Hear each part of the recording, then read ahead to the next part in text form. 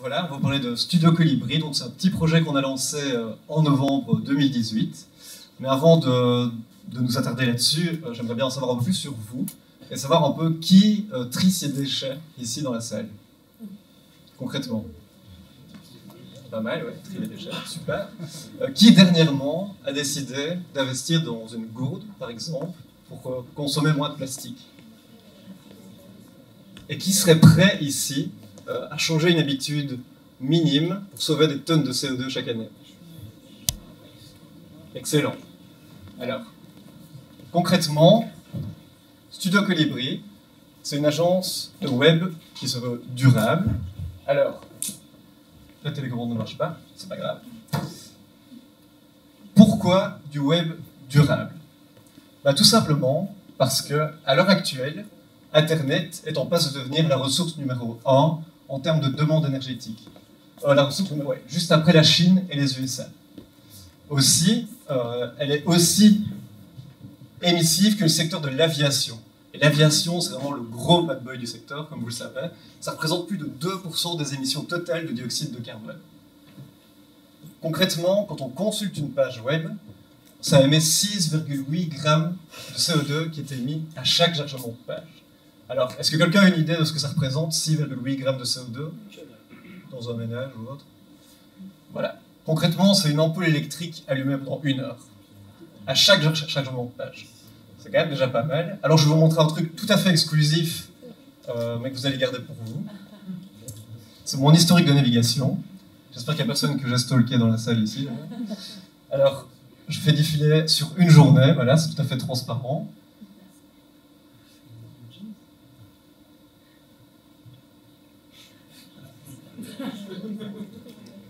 C'est long, hein. Je suis désolé, c'est super gênant, c'est très long. On n'est que le matin, vous en avez encore pour un petit moment.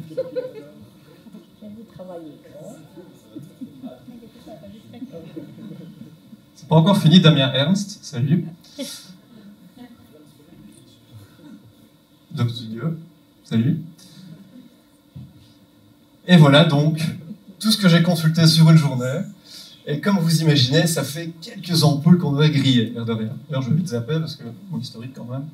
Alors, il faut savoir aussi que l'univers Internet aujourd'hui, c'est 1,5 milliard de sites qui sont actuellement en ligne. Et la grande majorité est peu optimisée et repose sur des structures qui sont souvent super énergivores. Alors, en quoi un site peut polluer, en quoi un site est énergivore et émissif? Ça se base sur 3 dimensions principales. Tout d'abord sur le type d'énergie qui est utilisé pour héberger le site web. Donc, est-ce qu'on va utiliser des énergies fossiles ou des énergies renouvelables?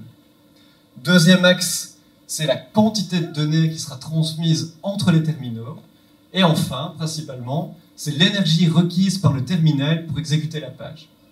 Alors, pour être vraiment concret dans un workflow, lorsqu'on consulte une page, en fait, chaque fois qu'on va sur une page web avec notre navigateur, concrètement, il y a un transfert de données qui a lieu entre le device et le serveur.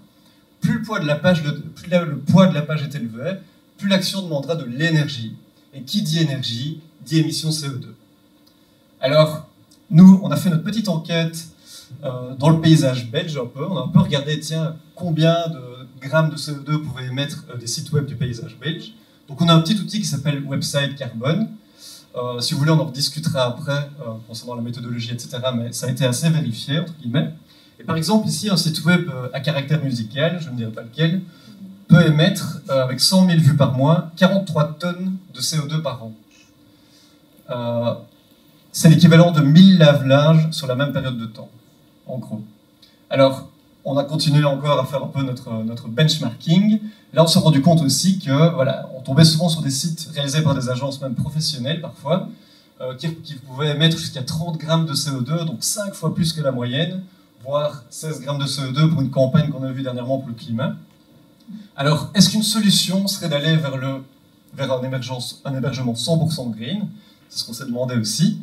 Et en fait, en 2017, Greenpeace a publié un rapport qui s'appelle le Click Clean Report.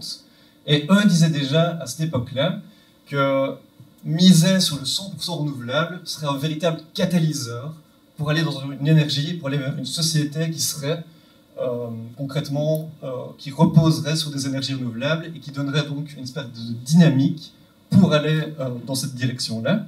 Le problème, c'est que à l'heure actuelle, la demande énergétique des data centers est tellement importante qu'elle pourrait difficilement être entièrement alimentée par les énergies renouvelables. Et selon certaines études même, de nouveau on pourra vous en parler après, Internet utiliserait à l'heure actuelle déjà 3 fois plus d'énergie que toutes les sources d'énergie éolienne et solaire disponibles dans le monde actuellement. Alors qu'est-ce qu'on peut faire? Voilà. Ben, on a proposé une petite solution, nous. On s'est dit qu'on allait plutôt optimiser nos pages web pour réduire l'impact énergétique des pages en favorisant leur optimisation. Et donc, le spécialiste, Robin, va nous en parler. Rebonsoir. Et donc du coup, le premier axe sur lequel on va travailler, c'est essayer de ne pas se reposer sur des modèles préexistants, que ce soit au niveau de la mise en page, des systèmes CMS traditionnels, etc. On a vraiment essayé d'aller chercher les technologies qui allaient être les plus efficaces. Et on voit ici, justement sur l'image, en fait, ça c'est une liste de fichiers qui est chargée sur une page, et encore la liste n'est pas si énorme que ça. Et ce que vous voyez en rouge, c'est la partie du fichier qui n'est pas réellement utilisée par la page web. Et donc, on voit ici clairement qu'il y a moyen d'économiser des données en réduisant le nombre de fichiers et peut-être en les recréant à notre manière pour essayer d'éviter d'en charger autant et surtout qu'ils soient aussi peu utilisés. Donc ça, c'est le premier axe. Alors, la deuxième partie, c'est plutôt travailler sur le design. Et là, ce qu'on fait, en fait, c'est qu'on part d'une page blanche à chaque fois qu'on a un nouveau projet. Et encore une fois, on essaye de penser le design dès le début, dans le but de consommer moins d'énergie. Donc ça peut être utilisé justement beaucoup moins d'images, ou en tout cas des images peut-être dans des formats plus réduits, etc. Et ici, on a des exemples, les polices personnalisées, c'est de plus en plus utilisé. Et alors, quand on utilise une police personnalisée sur une page, c'est correct. Quand on commence à en utiliser plusieurs, dans plusieurs variantes, ça peut ajouter du poids au chargement. Ici, on parle un peu plus des images. Effectivement, le format de l'image joue beaucoup en fonction du contexte. Certaines images sont vraiment plus adaptées, certains formats d'images sont plus adaptés, par exemple, à la photographie, alors que d'autres sont plus adaptés à des logos ou des images en tout cas plus simples, plus de type dessin. Et ce qu'on peut faire aussi, c'est compresser les images au maximum, parce que ça arrive régulièrement quand on cherche des images en qualité HD qui viennent tout de suite dans l'appareil photo, alors qu'en réalité, elles ne seraient affichées qu'au 5e ou au 6e de son poids original sur la page web en question. Donc on essaye aussi de réduire son format et de ne pas forcément charger la même image sur un ordinateur assez large ou sur un smartphone qui n'a absolument pas la même surface d'écran et donc qui n'a pas les mêmes besoins, en tout cas au niveau de la qualité des images. Ce qu'on fait aussi, c'est minifier, compresser les fichiers, c'est-à-dire qu'en fait on élimine tous les espaces qui sont superflus et qui sont plutôt utiles aux développeurs pour pouvoir coder de manière claire, on va dire ça. Les machines n'en ont pas besoin, tous ces espaces, elles ont juste besoin du code plus efficace possible. Et donc du coup, on s'arrange justement pour éliminer tout ce qu'on peut éliminer, y compris au niveau des fonctionnalités. On essaie vraiment de faire en sorte que le site internet fonctionne comme il est entendu qu'il fonctionne, mais en éliminant tous les fichiers superflus, j'en parlais tout à l'heure. Parfois, on se retrouve avec une dizaine ou une quinzaine de fichiers chargés sur une page qui sont à peine utilisés. Donc, on travaille aussi sur l'architecture qui se trouve derrière le site internet. Si on utilise des technologies qui génèrent des pages plus légères, on peut se permettre d'avoir une architecture aussi plus légère derrière.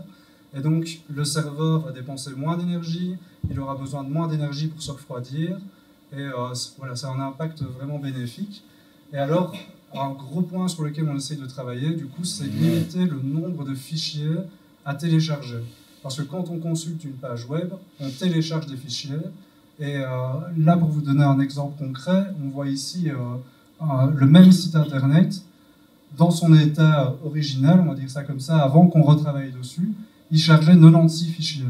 Et une fois qu'on a retravaillé dessus, il n'en chargeait plus que 6, mais le site internet avait exactement les mêmes fonctionnalités et la même apparence. Visuellement, il n'y avait vraiment aucun changement. Alors, ça c'est un peu la conclusion de ma partie méthodologie. Le but de tout ça, quand on met tout ça ensemble, c'est qu'effectivement, ça demande beaucoup moins d'énergie et ça permet aussi de limiter le transfert de données. On parle ici de data mobile. Voilà, de plus en plus, les gens consultent les sites internet sur des téléphones, pas toujours avec du Wi-Fi. Et donc, on essaye aussi voilà, de limiter la partie transfert de données par la même occasion. Voilà, donc, tout à fait. Très juste, chers collègues. Et en plus de tout ça, dans notre méthodologie, justement, ce qui est intéressant aussi, l'air de rien, c'est que même si on est climato-sceptique, même si on n'est pas intéressé par même ce côté, on va dire, écologique, c'est un véritable atout marketing à l'heure actuelle, sincèrement, d'avoir un site performant, parce que ça améliore l'expérience utilisateur et le référencement Google.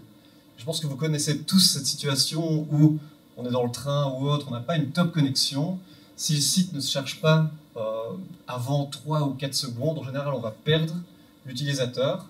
Donc en plus de ça, j'ai envie de dire, c'est un peu une tendance aussi générale dans le développement web à l'heure actuelle. Avoir un site léger, ça aussi un vrai atout marketing.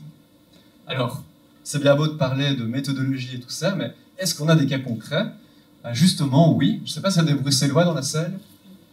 Oui. Est-ce que vous connaissez Billy Bike? Oui. Voilà, donc en gros, Billy Bike, c'est quoi? C'est des vélos électriques partagés. D'ailleurs, je recommande d'utiliser ça plutôt que la version Uber. Bon, ça, c'est personnel. Donc, ce sont des vélos électriques partagés. Donc, je suis ami avec le responsable de l'entreprise. Et donc, j'ai été un peu checker son site et je me disais, tiens, il cherche quand même vachement lentement. Je dis, Pierre, à mon avis, ton site n'est pas très optimisé. Et pourtant, quand vous le regardez, c'est juste un site one page, 3-4 icônes, un peu de texte. Et il mettait parfois des dizaines de secondes. Je me dis, c'est quand même pas possible.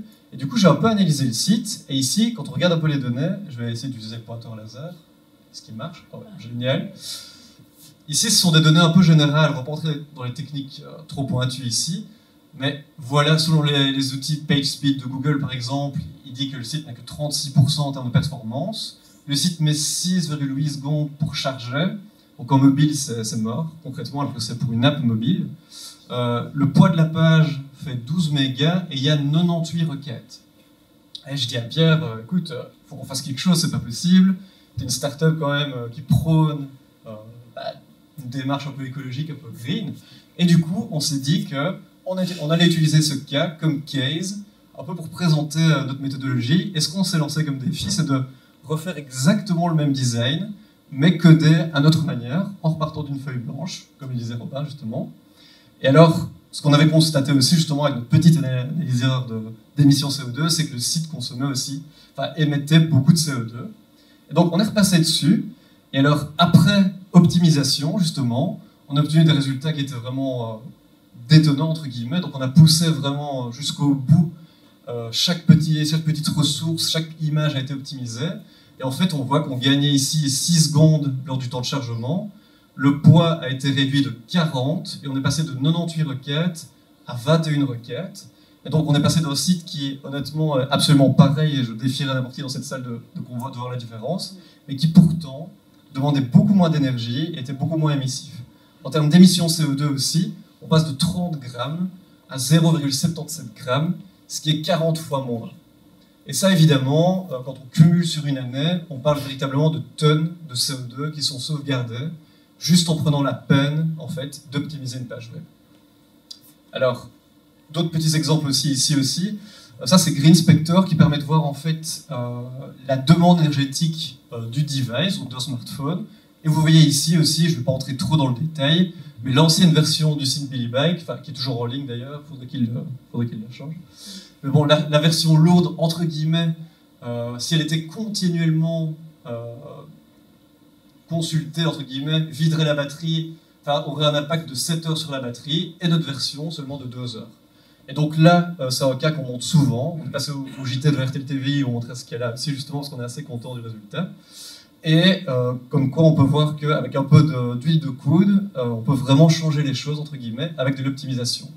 Alors, quelques autres petits exemples sur lesquels je vais passer brièvement. Mais notre petit site, par exemple, il fait 70 kilooctets et n'émet que 13 grammes de CO2. Un autre site pour un client qu'on a fait, de nouveau, 0.30 et 160 kilooctets, donc c'est pour un site qui vend des carnets de notes avec des images, etc. On a quand même réussi encore à optimiser. Puis ici, c'est un site que Robin n'aime pas montrer parce que c'est moi qui l'ai codé, j'ai fait ça un peu comme un boucher. Mais n'empêche que c'est un site de festival qui, finalement, est vachement léger par rapport à d'autres sites de festival qui peuvent vraiment monter très haut. On a beaucoup d'images et on a su avoir des résultats à nouveau super convaincants. Alors maintenant, voilà un peu où on en est. Vous voyez qu'on est une entreprise assez jeune. Alors, quels sont nos projets de demain, pour demain, justement? Alors, le premier projet, c'est un projet qui nous tenait vraiment à cœur. On est tombé là-dessus. En fait, ça s'appelle le Low Tech Magazine, qui est un magazine en ligne qui, justement, axe toute sa communication sur le fait d'utiliser le moins d'énergie possible dans la tech. Et leur site internet, en fait, ils ont fait le projet de l'alimenter uniquement via des panneaux solaires. Donc ils l'hébergent vraiment chez eux, c'est dans leurs locaux. Et comme on peut le voir sur l'image, ça fonctionne via un petit ordinateur qui s'appelle un Raspberry Pi et qui justement consomme très très peu de données. Et donc du coup on s'est mis comme défi pour l'été de réussir à reproduire la même chose. On est en discussion pour le moment avec une société qui s'appelle Solarly qui installe des kits de panneaux solaires en Afrique, dans des villages qui n'ont pas forcément accès à de l'énergie facilement. Et voilà, c'est notre défi pour l'été. On aimerait vraiment bien essayer d'alimenter notre site internet, de l'héberger chez nous et de l'alimenter via des panneaux solaires uniquement. C'est un gros projet de nerd, mais s'il y a des gens dans la salle qui peuvent nous aider à le faire, en tout cas, ça nous intéresserait aussi éventuellement. Et alors, un de nos autres projets sur lesquels on aimerait travailler aussi, c'est aussi une demande de nos clients parfois, mais c'est de développer un label Green Code, en fait, voilà, qui, en gros, prouverait qu'un site est codé de manière propre, qu'il est hébergé de manière propre aussi. Et donc ici, vous voyez, on a comme exemple, par exemple, Green Spectre, avec qui on est en discussion, qui ont développé le Green Code Label. Maintenant, c'est en France. Donc, voilà, est-ce qu'on va essayer d'utiliser cette méthode-là et l'appliquer en Belgique? Est-ce qu'on va développer quelque chose juste pour la Belgique, justement? On ne sait pas encore trop. Là aussi, à nouveau, on est à la recherche de partenaires, de gens qui pourraient nous guider, même légalement, comment avoir un label développé sur cette proposition, quoi. Et donc, voilà, on va conclure là-dessus. Si vous avez envie de collaborer avec nous ou quoi, vous savez où nous joindre. Voici notre petit site, notre adresse mail. Et juste un petit mot pour la fin. Probablement, on a notre job sur le côté. On a vraiment lancé un projet ici à deux, plus par passion. Et par passion, oui, c'est ça. On tient à dire aussi que les bons développeurs web et les bonnes agences web appliquent déjà beaucoup de ces méthodes, en fait. Et on est vraiment impressionné encore par plein d'éléments qu'on voit tous les jours. Ce qu'il y a, c'est que voilà, on essaye plus de sensibiliser en fait les gens concrètement lorsqu'ils créent ou déploient des sites à l'impact que ça peut avoir. Il y a des solutions comme ça toutes faites qui peuvent vraiment être extrêmement énergivores. Je crois qu'à l'heure actuelle, vu l'urgence aussi dans laquelle on vit, il est important en tout cas d'être sensibilisé à ce niveau-là. C'est-à-dire que dans toutes les solutions toutes faites, je rajoute quand même un petit mot, je t'en prie. Dans toutes les solutions toutes faites, quand elles sont utilisées à bon escient par des professionnels, la plupart du temps, les sites sont assez bien optimisés, mais on a tellement d'outils accessibles pour créer son site soi-même ou avec peu de compétences, on va dire ça comme ça, que du coup, il y a énormément de gens qui ne savent pas vraiment ce qu'ils font à ce niveau-là. Et donc, quand on crée un site internet soi-même, sans avoir aucune compétence particulière en optimisation, on crée des sites de l'exemple justement qu'on vous montrait tout à l'heure de Billy Bike, qui pourraient être 40 fois plus légers, et c'est quand même bien dommage de constater ça. Tout à fait, ouais. Donc un grand merci pour cette écoute, un grand merci pour beaucoup.